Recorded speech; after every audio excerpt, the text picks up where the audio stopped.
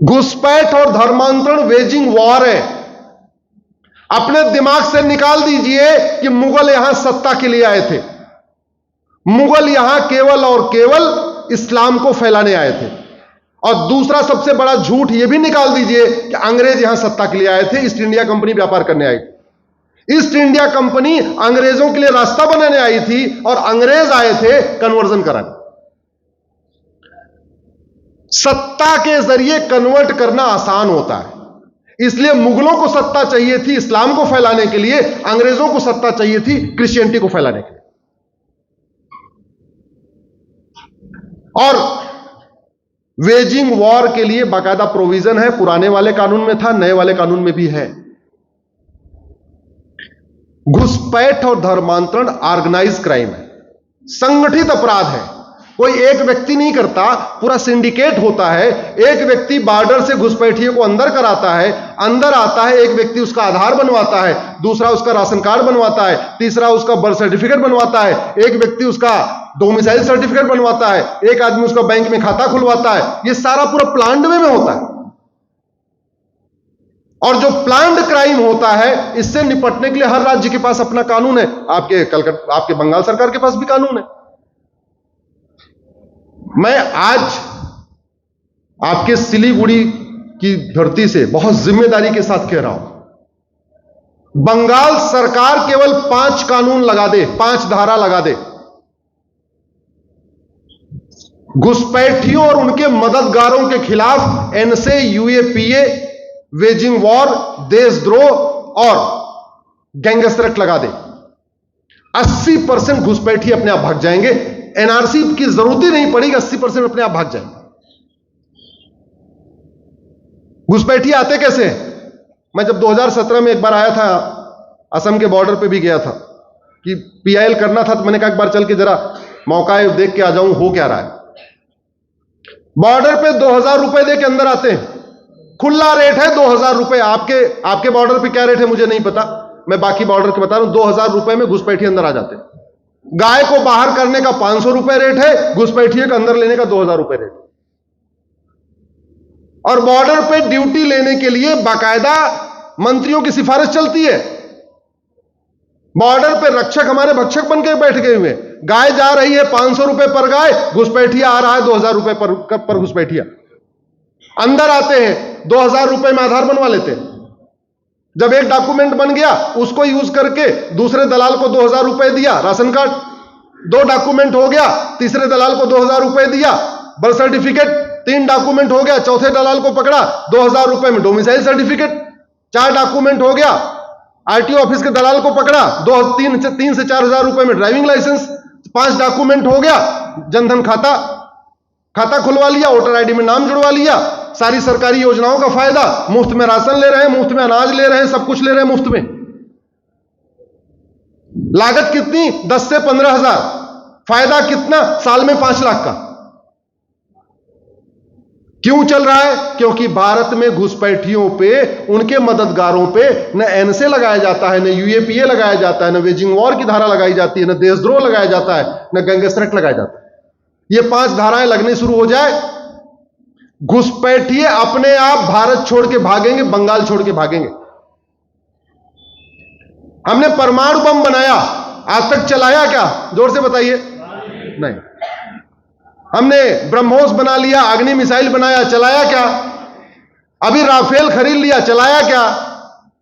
तो किस लिए इकट्ठा करते हैं ये सब? डराने के लिए, खौफ पैदा करने के लिए। जो कठोर कानून बनाए जाते हैं वो रोज रोज किसी को फांसी देने के लिए नहीं बनाए जाते। किस लिए बनाए जाते हैं? खौफ पैदा करने के लिए।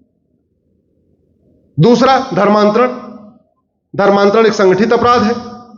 बड़ी फंडिंग हो रही है उनकी, अंदर से, भारत के अंदर से फंडिंग हो रही है और विदेशों से फंडिंग हो रही है। और धर्मांतरण की सबसे बड़ी फंडिंग तो ड्रग स्मगलिंग से हो रही है।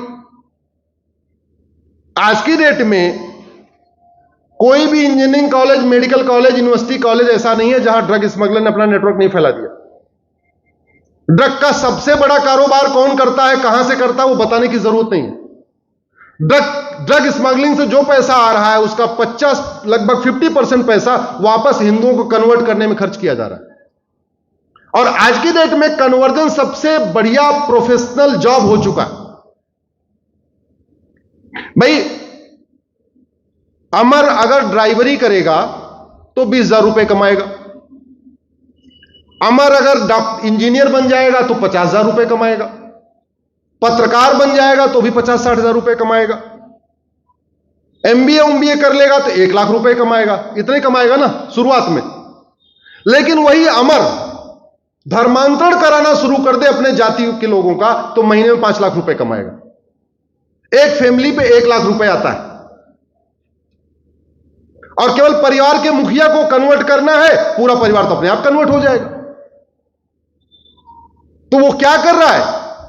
पैसा आ रहा है और अपने जान पहचान के लोगों को कन्वर्ट करता चला जा रहा है।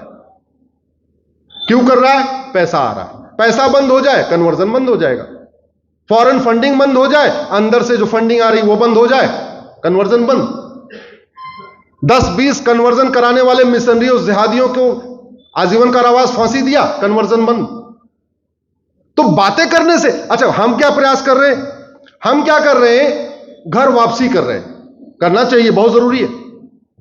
लेकिन पता चला 500 लोग कन्वर्ट हो जाते हैं, हम 5-10 लोगों की घर वापसी करा लेते हैं। घर वापसी भी जरूरी है, लेकिन कम से कम कन्वर्जन बंद तो होना चाहिए। जो फ्यूचर कन्वर्जन, जो एग्जिस्टिंग कन्वर्जन, वो तो बंद होना चाहिए। वो तभी होगा जब कन्वर्जन कराने वाले मिशनरी और जिहादियों पे एनसे लगेगा, यूएपीए लगेगा, वेजिंग वॉर लगेगा, देशद्रोह लगेगा, गैंगस्टर लगेगा। ये लग जाए, मैं गारंटी के साथ कहता हूं कन्वर्जन बंद हो जाएगा। और इसको बंद करने के लिए आपका जो विषय है, एक देश एक विधान, इसको लागू करना पड़ेगा। भाई यूपी की पुलिस तो घुसपैठियों के ऊपर पीछे पड़ी हुई है और धर्मांतरण कराने वाले मिशनरी और जिहादियों के पीछे भी पड़ी हुई है। उत्तर प्रदेश की पुलिस एनएसए भी लगा रही है। आप गूगल करिएगा, अभी एक जैन परिवार के बच्चे को गाजियाबाद में कन्वर्ट किया। अच्छा, आज मैं आपको एक नई बात बता रहा हूं। अभी उनके टारगेट पे अब गरीब नहीं है, अब उनके टारगेट पे व्यापारी समाज है।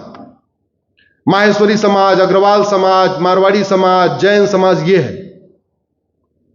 गाजियाबाद में एक जैन फैमिली, 1000 गज की कोठी, लगभग 1000 करोड़ के आसपास फैक्ट्री का कारोबार, इकलौता लड़का, उससे दोस्ती किया, उसको गेम खिलाना शुरू किया और गेम खिलाते खिलाते उसको एडिक्ट बना दिया ऑनलाइन गेम खेलने का। और वो हारने लगा। बोले राम का नाम लो, नहीं जीता। कृष्ण का नाम लो, नहीं जीता। हनुमान जी का नाम लो, नहीं जीता। अच्छा, अल्लाह का नाम लो, जीत गया। Online gaming. ऑनलाइन गेमिंग कहां से चल रही थी? पाकिस्तान से। उसका जो लोकल एजेंट कहां था? वो मुंबई बैठा हुआ। और इतना सोचिए, जिस परिवार में लहसुन प्याज नहीं खाया जाता था, वो निखिल जैन नाम था उसका, वो लड़का घर में नमाज पढ़ने लग गया। पहले परिवार वालों ने समझाया, रिश्तेदारों ने समझाया। एक दिन पिताजी के ऊपर उसने हाथ छोड़ दिया। बोला अगर खुदा के रास्ते में आओगे तो सरतन से जुदा कर देंगे। अपने पिता का। कभी आपने जैन परिवार में ऐसा सुना नहीं होगा। तब बेचारे वो पुलिस के पास गए। जब एकदम कहते नहीं, बात एकदम आउट ऑफ कंट्रोल हो गई, फिर पुलिस के पास गए, कमिश्नर साहब से मिले। मुझे पता चला ये कहानी हो रही है। मेरी पीआईएल कन्वर्जन पे चल रही है।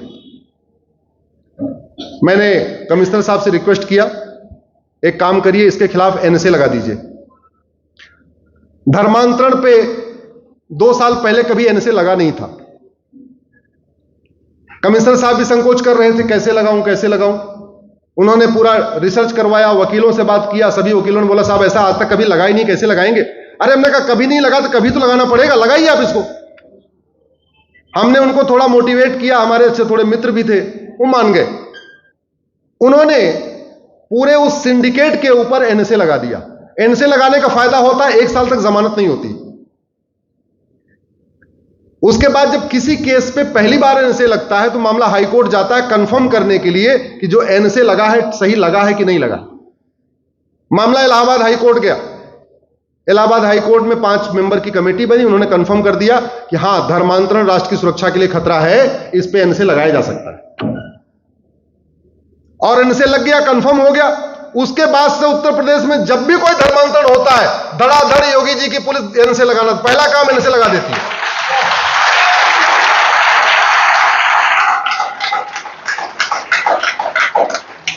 अब यूपी की पुलिस तो एनसे लगा रही है, लेकिन बंगाल की पुलिस एनसे नहीं लगा रही, तो कैसे लगाएगी? वो तब लगाएगी जब 1861 का पुलिस एक्ट खत्म होगा और भारत में 1 नेशन 1 पुलिस कोड होगा, एक देश एक विधान होगा, तब पूरे देश की पुलिस एक साथ एक तरीके से काम करेगी।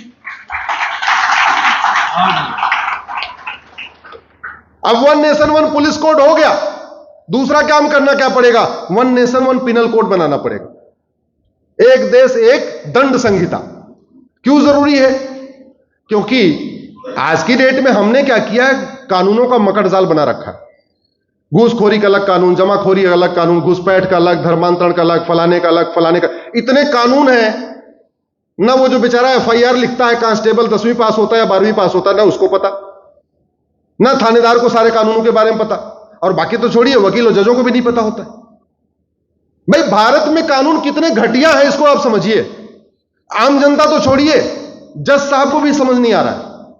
अगर कानून अच्छा होता तो जो फैसला डिस्ट्रिक्ट जज के वकील, दो डिस्ट्रिक्ट जज के जज साहब देते, वही फैसला हाई कोर्ट के जज साहब करते, वही फैसला सुप्रीम कोर्ट के जज साहब करते।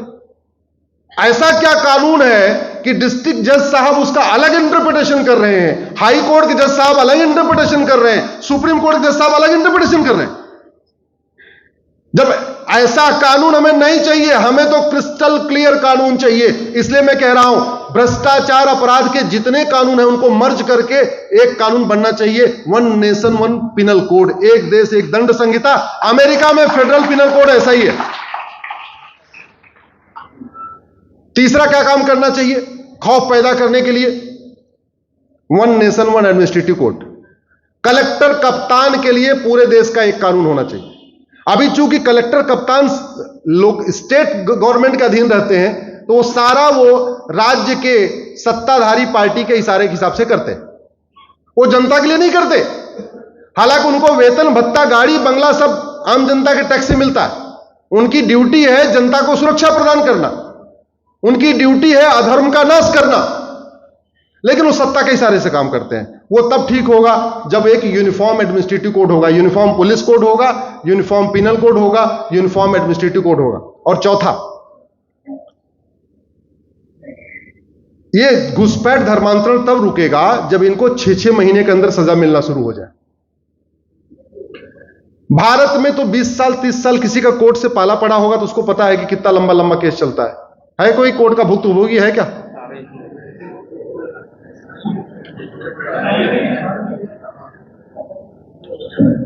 अच्छा, भारत में केस लंबा क्यों चलता है इसको समझिए आप। एक पक्ष चाहता है कि जल्दी से फैसला हो जाए और दूसरा पक्ष चाहता है तो लंबा मुकदमा चले। बलात्कारी चाहता है लंबा मुकदमा चले और जिसकी बेटी का बलात्कार हुआ वो चाहता है जल्दी से जल्दी सजा मिल जाए। और मुकदमा लंबा चल रहा है कि जल्दी चल रहा है? जोर से बोलिए जरा। तो यानी वर्तमान जुडिशियल सिस्टम बलात्कारी के पक्ष में है या पीड़िता के पक्ष में है?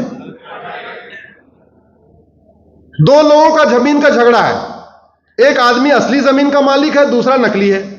असली वाला जो मालिक है चाहेगा जल्दी जमीन का मुकदमा डिसाइड हो जाए। जो नकली है, जिसने फर्जी वसीयत बनाई, फर्जी विरासत बनाई या फर्जी कॉन्ट्रैक्ट बनाया, वो चाहेगा लंबा मुकदमा चले।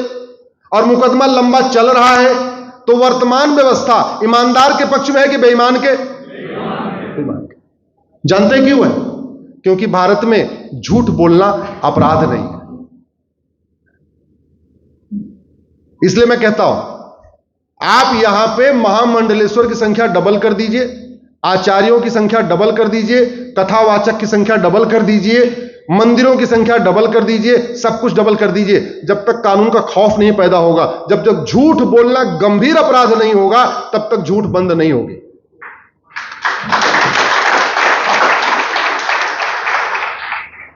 अमेरिका में झूठ बोलने पे 10 से 20 साल सजा होती है।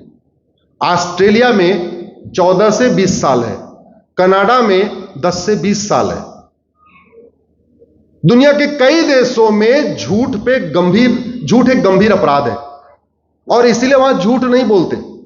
आप गूगल करें, आप लोग पुराने लोग याद होगा, एक डेविड कोलमैन हेडली पकड़ा गया था, आतंकवादी अमेरिका में। जैसे ही पकड़ा गया उसने अपना कबूल कर लिया, हाँ हमने रेकी किया था। जानते हैं क्यों? क्योंकि रेकी करने की सजा 10 साल थी और झूठ बोलने की 10 साल थी। उसने कबूल कर लिया तो 10 साल के लिए जेल गया। अगर कह देता मैंने नहीं किया है और नार्को पॉलीग्राफ ब्रेन मैपिंग में कंफर्म हो जाता इसने रेकी किया था, तो कितने साल जाता? अमेरिका में चोरी करने की सजा 5 साल है। उसी अपराध को रिपीट करने पे सजा डबल हो जाती है। एक व्यक्ति ने एक शर्ट चुराया, 5 साल। उसने दोबारा शर्ट चुरा लिया तो कितनी हो गई? 10 साल। तो टोटल सजा हो गई 15 साल। लेकिन झूठ बोलने पे 10 साल सजा है। तो जब उसको पुलिस ने पकड़ा, तूने शर्ट चुराया? बोला नहीं चुराया। उसका narco polygraph brain mapping test कर दिया, टेस्ट में कंफर्म हो गया दोनों शर्ट इसी ने चुराया था। तो 5 साल पहले शर्ट की चोरी, 10 साल दूसरे शर्ट की चोरी और 10 साल झूठ बोलना। 2 शर्ट चुराने पे 25 साल सजा। दोबारा कोई शर्ट चुराएगा क्या वहां पे? इसलिए मैं कहता हूं, भय बिन होए न प्रिय। इंसान तभी सही काम करता है, तभी ठीक से काम करता है जब शिक्षा में संस्कार हो और कानून का खौफ हो। दुर्भाग्यवश भारत में न शिक्षा में संस्कार है न कानून का खौफ है। भारत में जस्टिस विद इन ईयर लागू हो जाए, और जस्टिस विद इन ईयर संभव है। केवल 2 काम करना है। सबसे पहले झूठ पकड़ने के लिए एक नार्को पॉलीग्राफ ब्रेन मैपिंग कानून बनाना है। दूसरा, झूठी शिकायत, झूठी एफआईआर, झूठी जांच, झूठी गवाही, झूठा एफिडेविट को गंभीर अपराध घोषित करना। तीसरा, फर्जी आधार, फर्जी राशन कार्ड, फर्जी बर्थ सर्टिफिकेट, फर्जी डोमिसाइल सर्टिफिकेट, फर्जी ड्राइविंग लाइसेंस, फर्जी पासपोर्ट, फर्जी वोटर आईडी, फर्जी विरासत, फर्जी वसीयत, फर्जी कॉन्टैक्ट, इसको गंभीर अपराध घोषित कर दिया जाए। अभी एक बड़ा यूनिक केस आया था। एक अग्रवाल साहब थे जयपुर के, 40 साल पहले उन्होंने किराए पर मकान दिया और किराएदार ने फर्जी उनसे कॉन्ट्रैक्ट बनवा लिया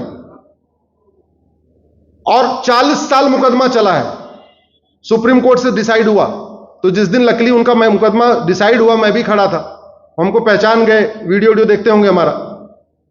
बोले कि आप वो जस्टिस विद इन ईयर वाली कब लागू करवाओगे? हमने कहा आपका क्या दिक्कत है? बोले मैं 40 साल से अपना मकान खाली कराने में लगा हुआ हूं। बोले जितना किराया नहीं मिला उससे ज्यादा मैं अब तक खर्च कर चुका हूं। 40 साल लग गया। जस्टिस विद इन ईयर लागू हो जाए तो जानते हैं क्या होगा?